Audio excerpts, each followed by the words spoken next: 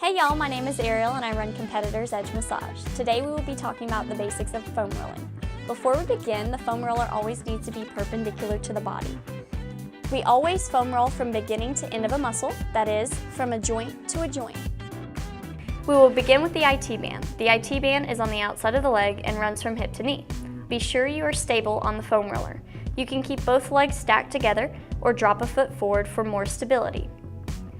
As you roll, try not to rush back and forth with your movement. You can even stop and hold on knots you find along the way. You may hold up to 3 minutes waiting for a release. This release feels similar to what a gusher is like in your mouth, a warm burst. Moving on, we will foam roll the quads.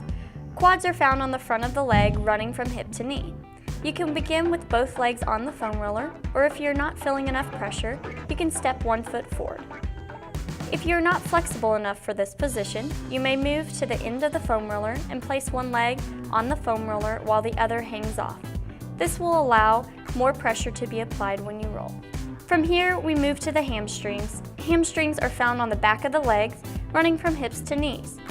Hamstrings can be rolled similarly to the quads, either both legs on the foam roller, one leg stepped back, or moved to the end of the foam roller. Remember, we want to do work, which may be uncomfortable at times, but we do not want to be unstable. Should you feel unstable at any time, stop and reposition yourself for what suits you. It is very easy to hurt yourself on the foam roller, so be sure to take your time. After foam rolling the hamstrings, transition to the glutes, also known as your bottom. You want to begin by bending one knee 90 degrees, if you can, and then placing your ankle onto your bent knee, making a letter 4. Rotate so that you are applying pressure into the side with the raised leg. The next two areas we will discuss can be tricky to reach and apply pressure to. First, we will discuss the adductors. They are located on the inside of the leg, running from groin to knee.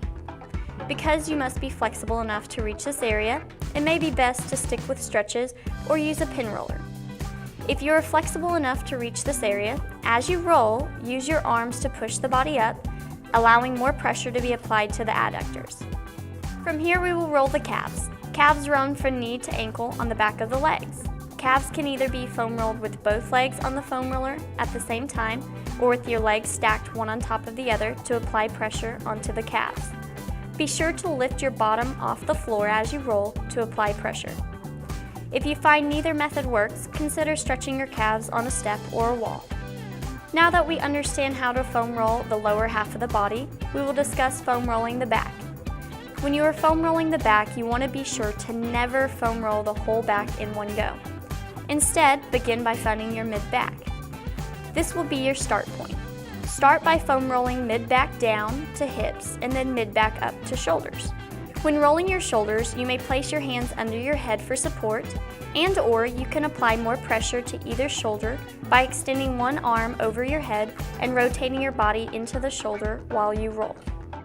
I hope you have found this video helpful in learning the basics to foam rolling. Should you have any questions, feel free to comment below or call or text Ariel at 479-276-1651.